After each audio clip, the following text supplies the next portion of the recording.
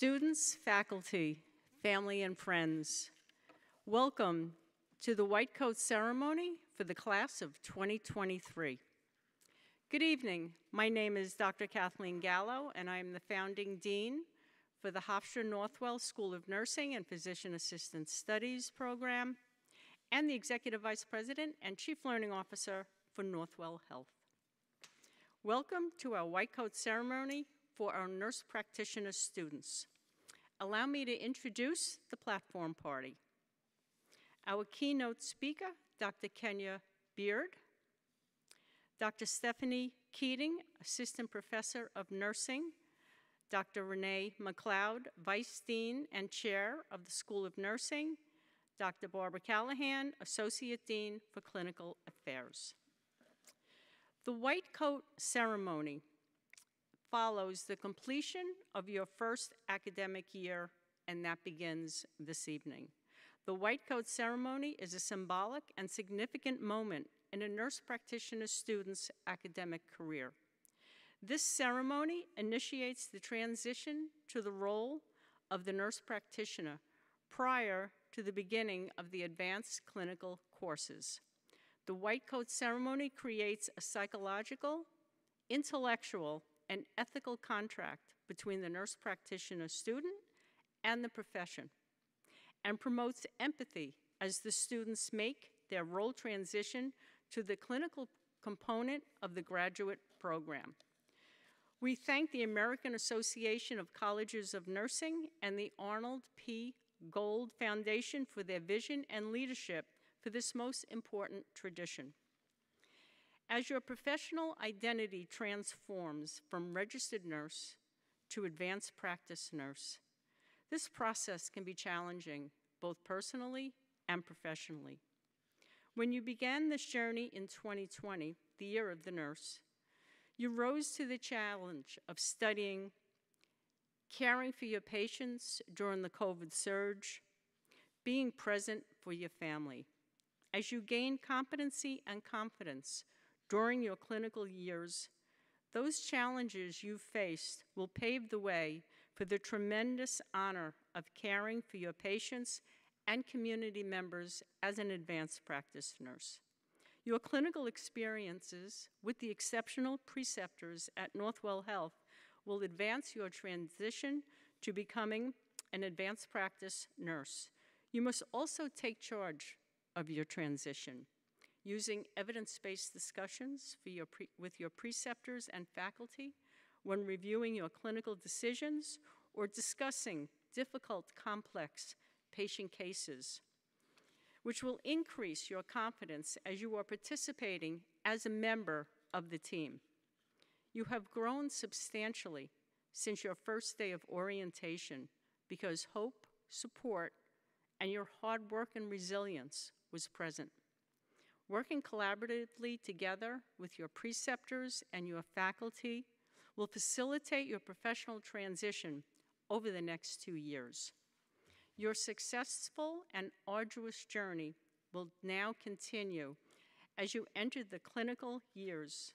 The faculty, staff, preceptors, and I are all here with you on this transformative journey. Now, it is my honor to introduce to you our keynote speaker, Dr. Kenya Beard.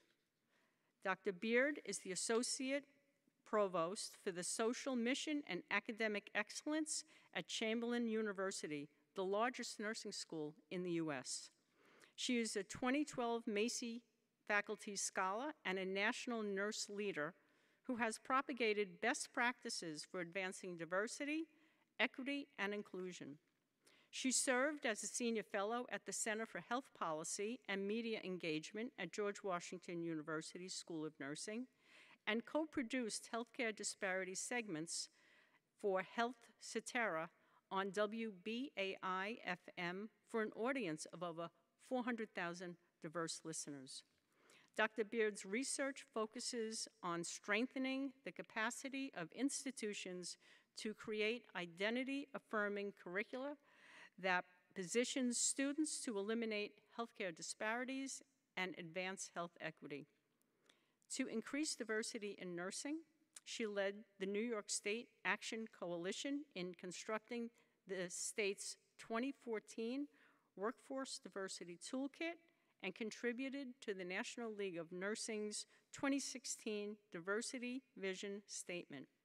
She co-created the Joshua Macy Foundation's 2018 groundbreaking document, Improving the Environment for Learning in the Health Professions, and was a reviewer for the National Academy of Medicine's Future of Nursing 2020 to 2030 report. She currently serves on the National Academies of Sciences, Engineering, and Medicine's Planning Committee for Innovation in Health Professions Education. Her workshop, Leading in a Race-Conscious Society, is supported by the Harvard Macy's Institute Program for Educators in the Health Professions.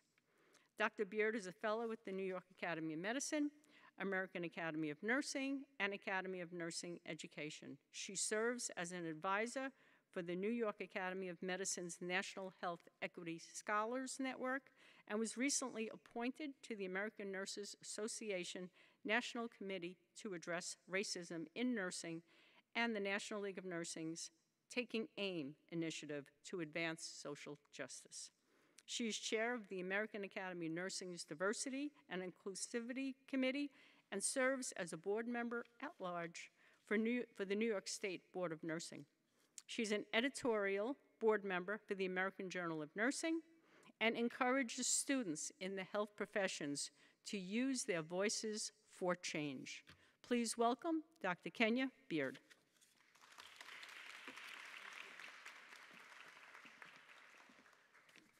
Good evening. I'm going to take my mask off so my glasses don't fog up. So good evening, graduate nursing class of 2023.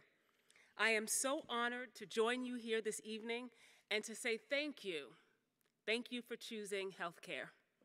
Today's white coat ceremony amplifies the importance of humanism in the healthcare professions and reminds us of our staunch commitment to care for others in a humanistic way. Humanism has been defined as any system or mode of thought or action in which human interests, values, and dignity predominate.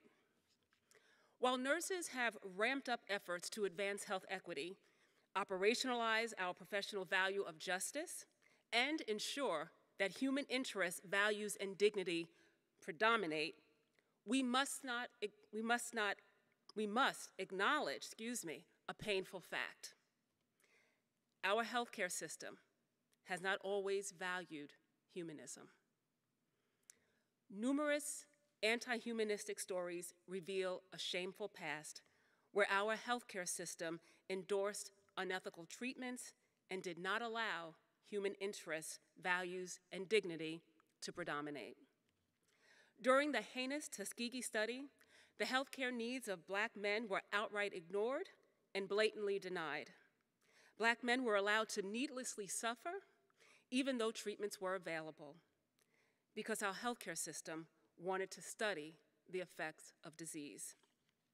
So some might say, come on, that was decades ago when our healthcare system endorsed false rhetoric that devalued Black men and considered them to be congenitally inferior, less than human. We're not like that anymore, right?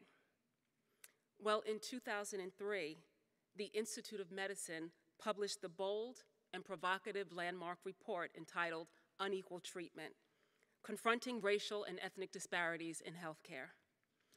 This report revealed that indeed, we have inherited a healthcare system that is rooted in anti-humanistic qualities, and we have a long way to go to turn this curve. Based on a wealth of literature, unequal treatment revealed numerous disparities in the care that racial and ethnic minorities receive, and including individuals who are economically disadvantaged. Since the IOM's report, now the National Academies, a significant body of research has found that inequities in care persist. The VA study in 2007 found that Black male veterans were not treated for pain at the same rate as white male veterans, and information was withheld. Why is that? In 2017, researchers at Stanford identified racial and ethnic disparities in the quality of care across the NICU units in California. And a more recent study by Hoffman and others revealed that some healthcare providers still believe that biological differences between Blacks and whites exist. Believing that Black skin is thicker, our blood coagulates more quickly, or we have less sensitive nerve endings, so we don't feel pain like others, is erroneous and obfuscates the ideals of health equity. So hopefully you're saying, how could this be? The Institute for Healthcare Improvement highlighted in their widely cited document, Achieving Health Equity, that the United States has a unique history of racism which has tainted our thoughts and beliefs and resulted in disparate and unjust health outcomes.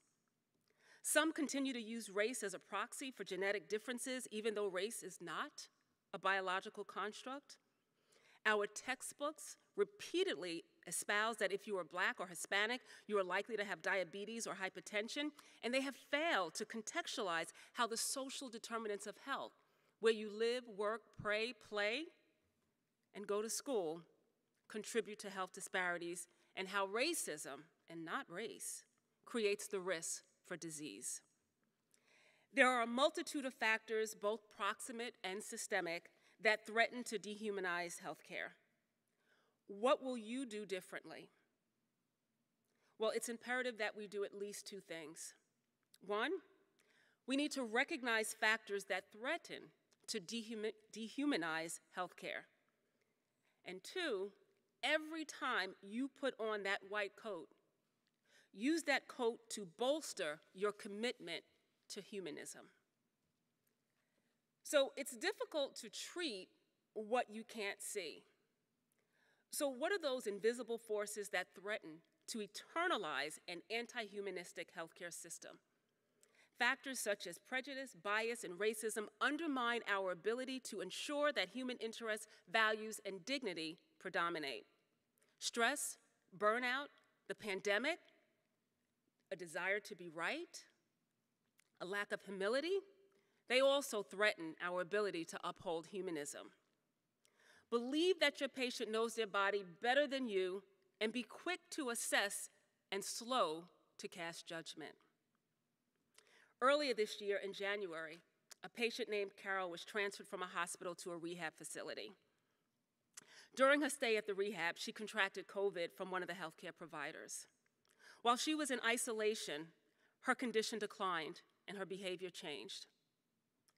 One night, the nurse stated that she threw her tray on the floor, and the nurse expressed that Carol was just being mean, and it was very difficult to care for her. When I spoke to the nurse, I couldn't hear any compassion in her voice. The next day, another provider assessed that Carol was grossly dehydrated, and she was sent back to the hospital. Carol was admitted with a serum sodium over 160 and a free water deficit. What some of the providers at the rehab failed to realize was that the dehydration triggered a change in Carol's mental status. You would not have missed that. And her behavior was misinterpreted as Carol was just being mean. That provider failed to use a humanistic lens, which prevented her from seeing Carol as a human or recognize her need for water. Indeed, implicit bias, the beliefs and attitudes that inform our actions, prejudice, and racism all threaten to dehumanize healthcare. Bias can sometimes derail our attempts to be egalitarian and create the very conditions that contribute to health disparities. I ask you, how will you recognize factors that threaten to dehumanize healthcare? Constantly ask yourself, to what extent are my actions advancing health equity? And could bias or racism be operating here? Secondly, when you put on your white coat, remember, use the white coat to bolster your commitment to humanism and ensure that human interests, values, and dignity predominate. After Carol was admitted to the hospital, her condition started to decline. A week after she was admitted, she was placed on a vent and transferred to the ICU. By the end of February, her lab values revealed that she was really declining. The family asked if the nurse could set up a FaceTime with their mother, and that evening, the nurse arranged a Zoom call with Carol's children and her grandchildren. They were ecstatic. The family asked the nurse not to show the vent, and somehow that nurse managed to only show Carol from her nose up while each family member spoke to Carol. That's compassion and a commitment to humanism. The next night, they asked Carol's nurse if they could set up a Zoom call again because one of Carol's grandsons was not on the call the night before. The new nurse who was taking care of Carol said that she could not set up a Zoom call because the hospital was only using a certain platform, and the family would have to download that technology. She added, "Sorry, that's the policy." The family members were already distraught, and some of Carol's older children were not too tech savvy, and they couldn't even think about learning something new. And some of them wondered, where was the human interest, values, and dignity? Luckily, the nurse from the previous night was there, and she arranged a Zoom call with the family again and provided the comfort and compassion that the family so desperately needed.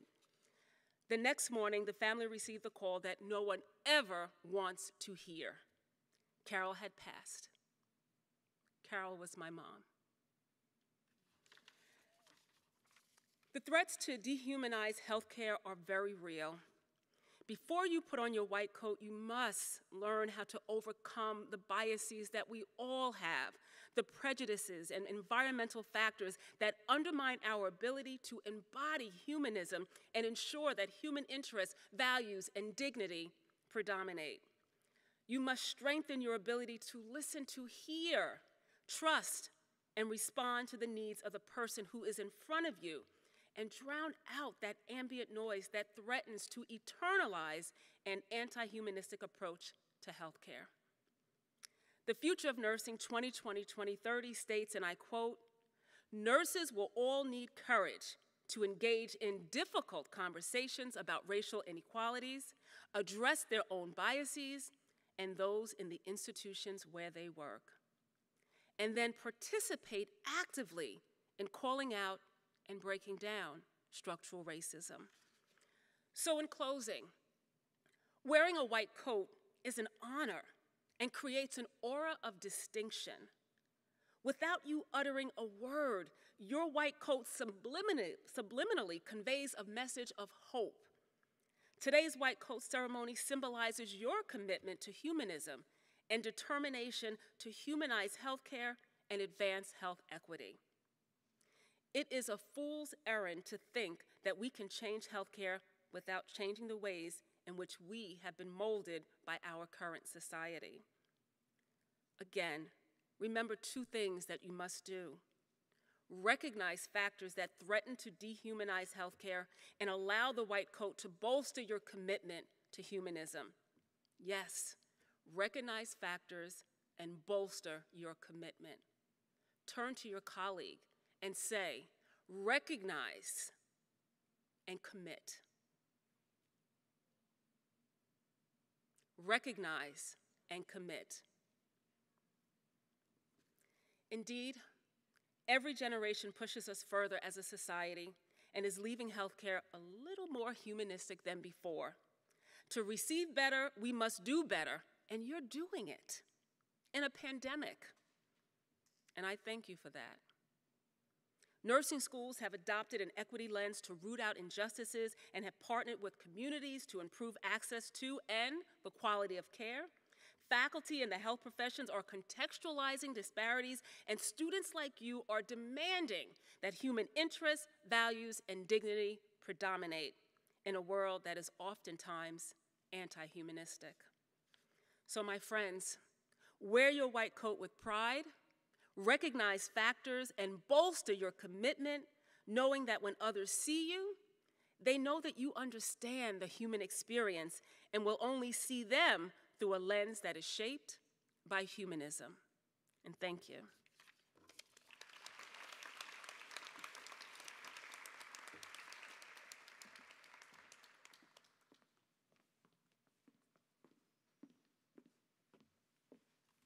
Thank you, Dr. Beard, for that very powerful and moving speech.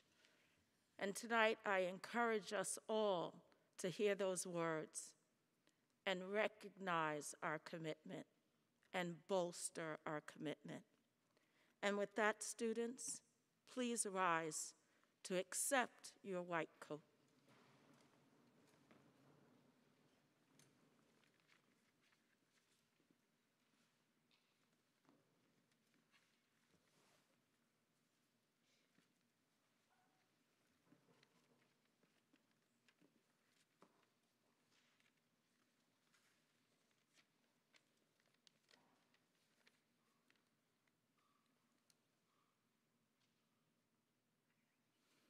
I am joined tonight by Dr. LaSala and Dr. Callahan, who will help place on your coats, and Dr. Keating, who will give you a gold foundation pin to recognize the importance of tonight and accepting your white coat. First student, please rise to the stage.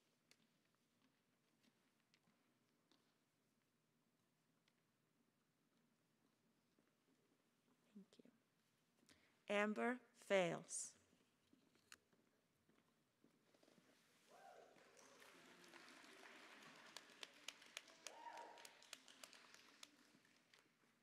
Dimitri Wilkins.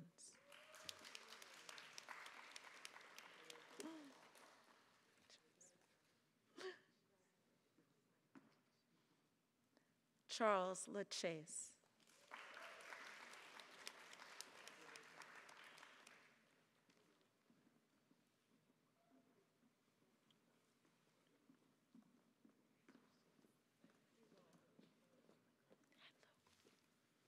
Pega Shabazi.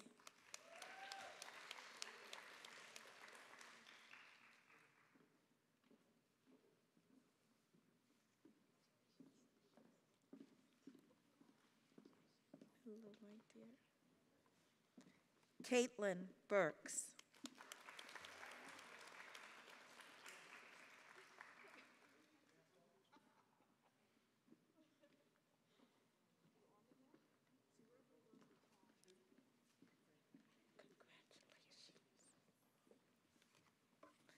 Nicole Olivia.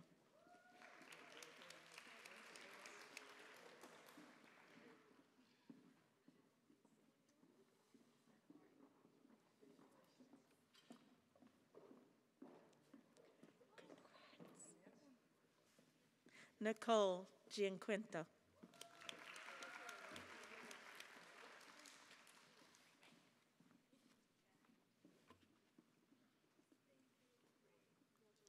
Matthew Tarano.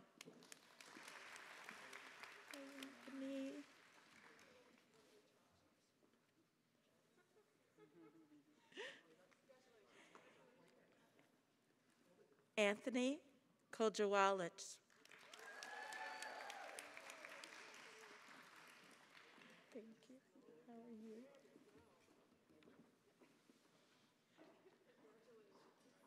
Joseph D'Angelo.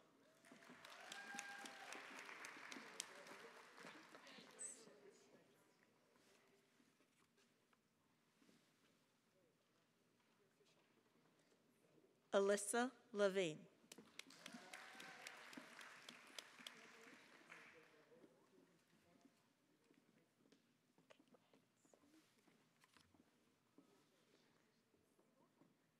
Jessica Girardi.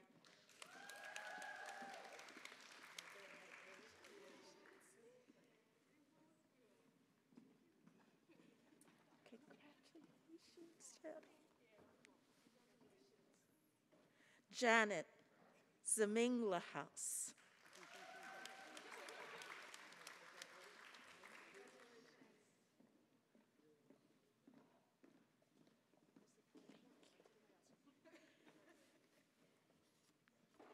Areli Ortiz.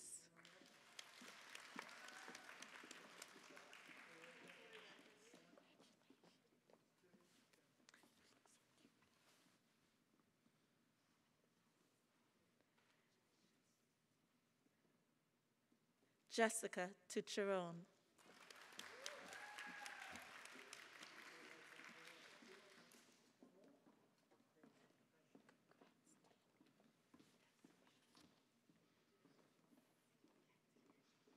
Taylor DePratt.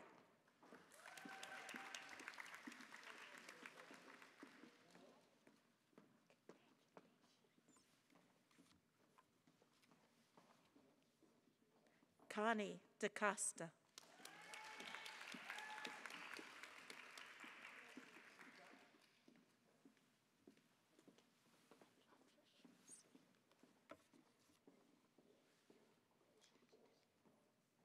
Olivia Foy.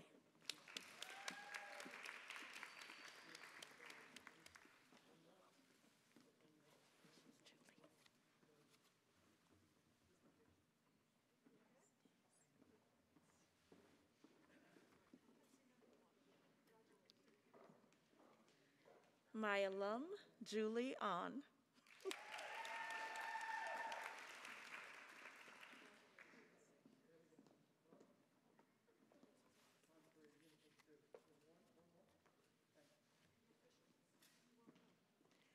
Kayla Matthew.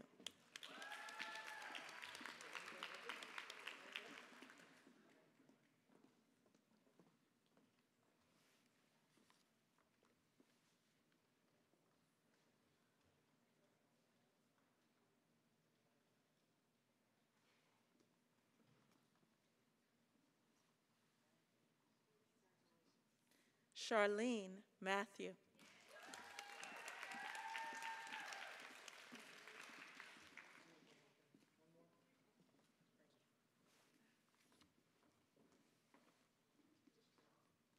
Christina Balsano.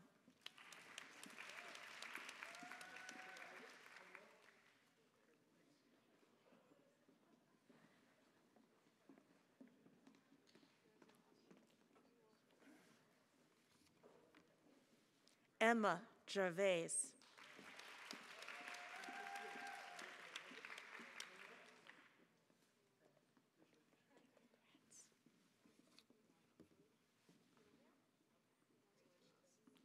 Michael Mosca.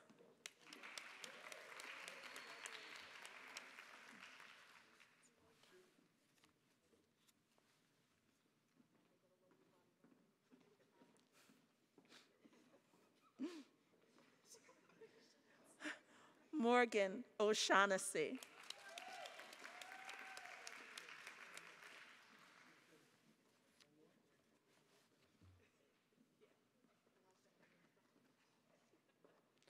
Angelina Correnti.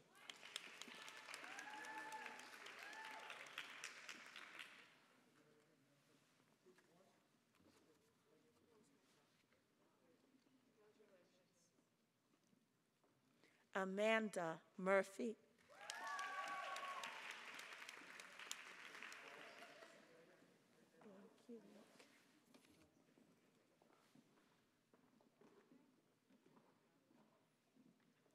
Nicholas Lodato.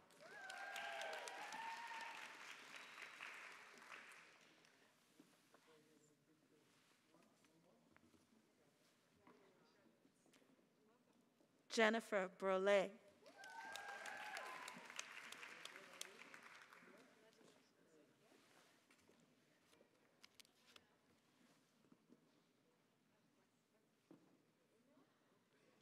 Nicole Carroll.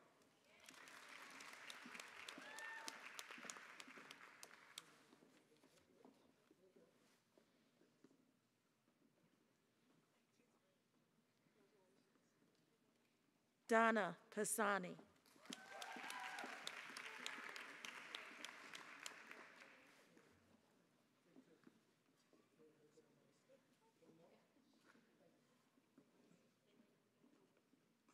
Vanessa Saravia.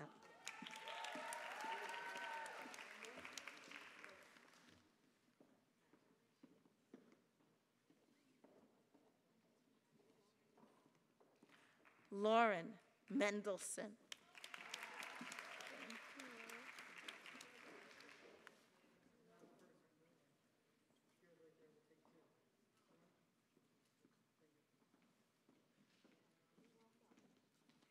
Caitlin Randazzo.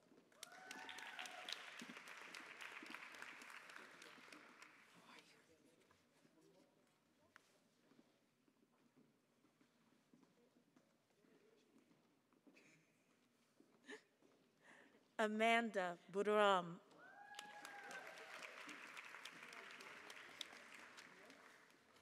I'm gonna screw it up.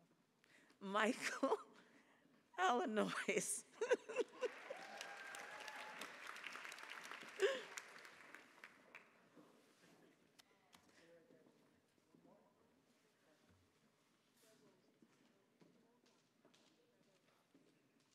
Michelle Kim.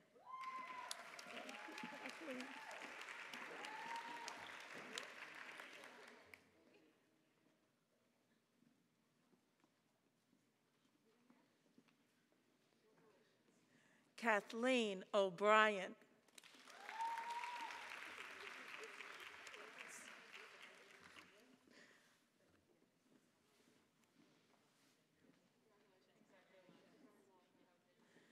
Magda Costidio.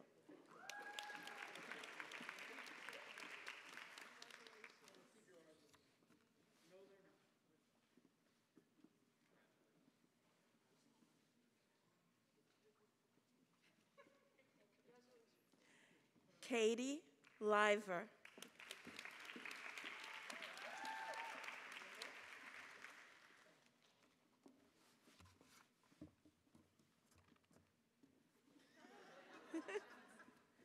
Lindsay Bayonne.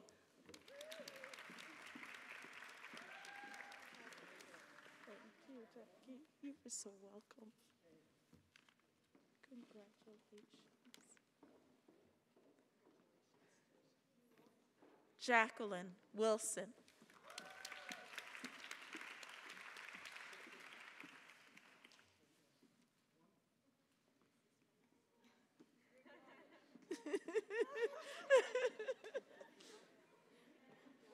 They're height challenged. Elizabeth Dowling.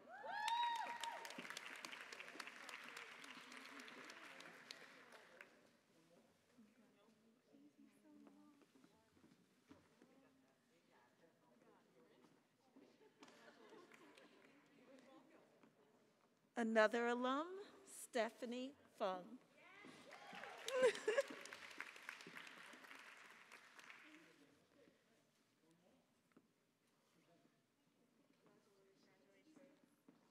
Erica Wolf.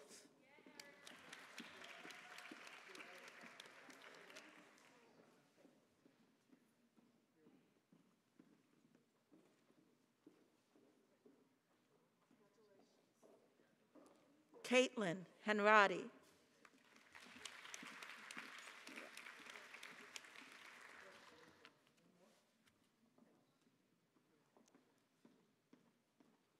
Sophia Svek.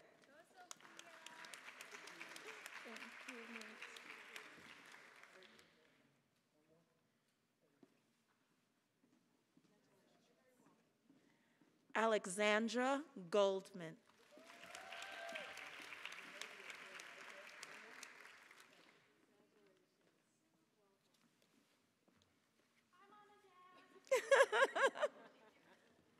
Jennifer Hartman.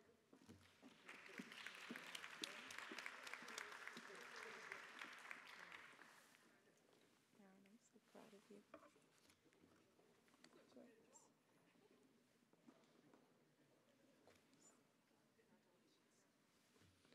Aaron Kubal.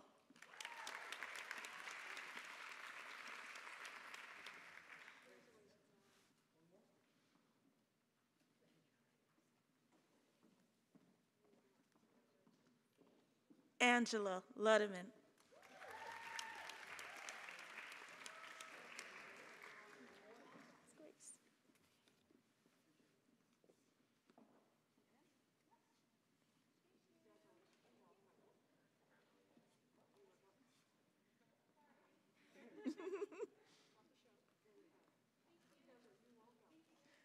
Grace Couch.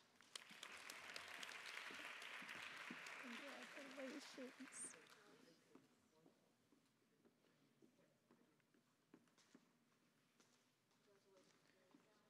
Andrew Estevez.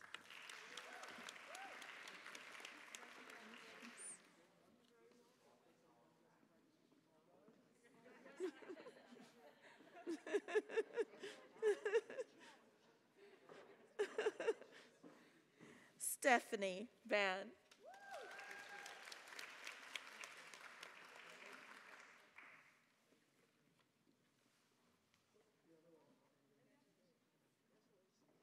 Christina Moon.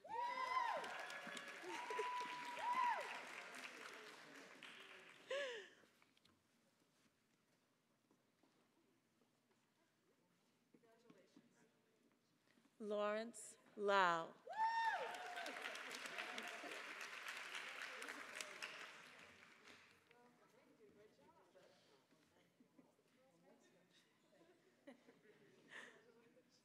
Rebecca Reinold.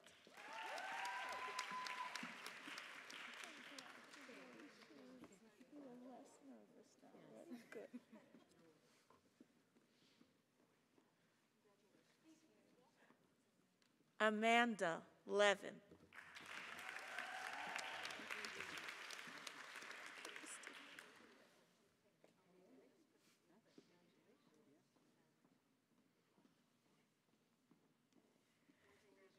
Kristen Feudy.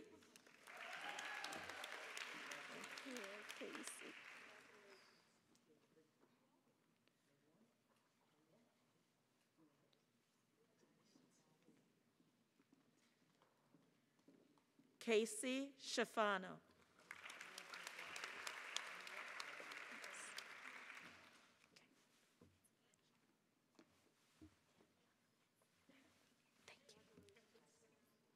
Eunice Lee Cansham.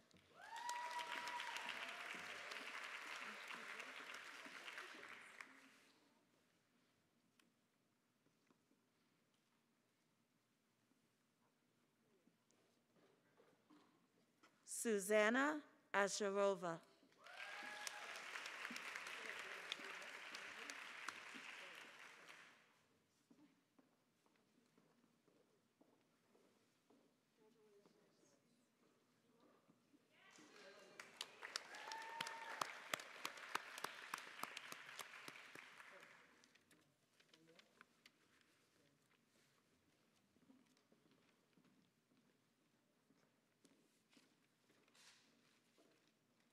Congratulations to you all.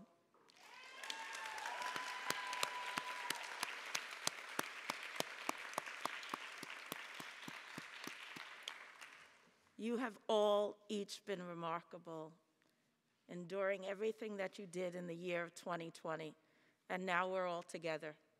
I invite you all to stand to take your oath, and to all the nurses that are watching us, please join us as we recite this oath.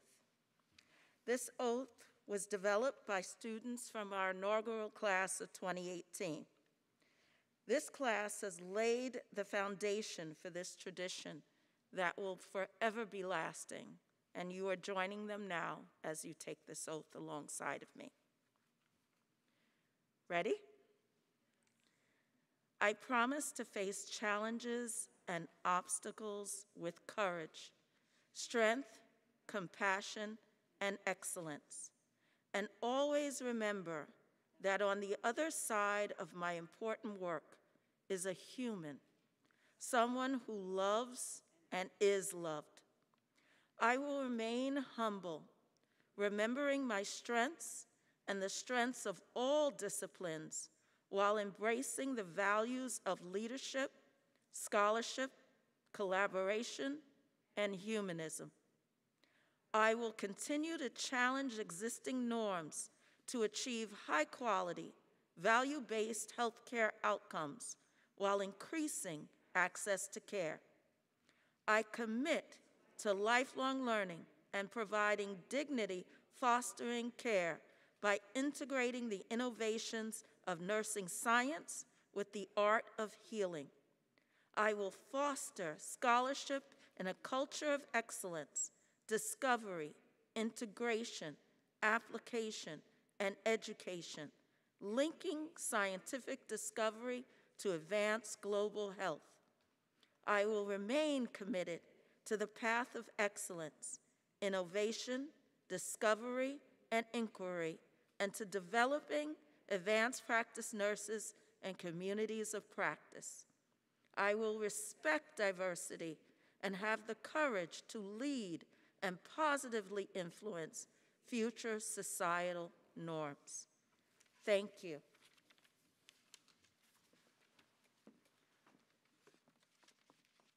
You can remain standing. I have to say, it's with such pride when we watch you all come up here and walk across the stage to get that white coat.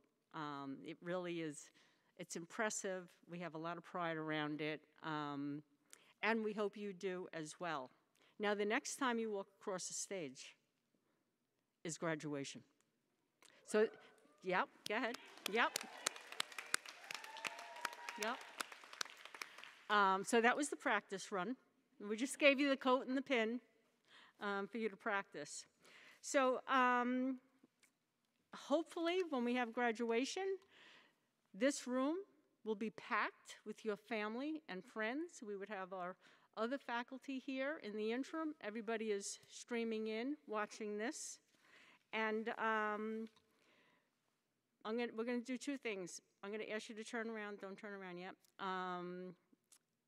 So I can present the class of 2023 to all the audience that is watching.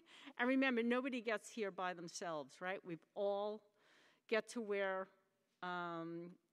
we get. This is a huge milestone with the year that you all had. And just as you turn around and we can present you, that you wave, thank, jump up and down. And tonight, when you get back to your loved ones, just give them one big hug. And thank you to all the family, certainly all the faculty. Continue to support them, because now they have 2 years of their clinical practice. So turn around. I'd like to present the class of 2023. And everybody thank everybody that has helped them.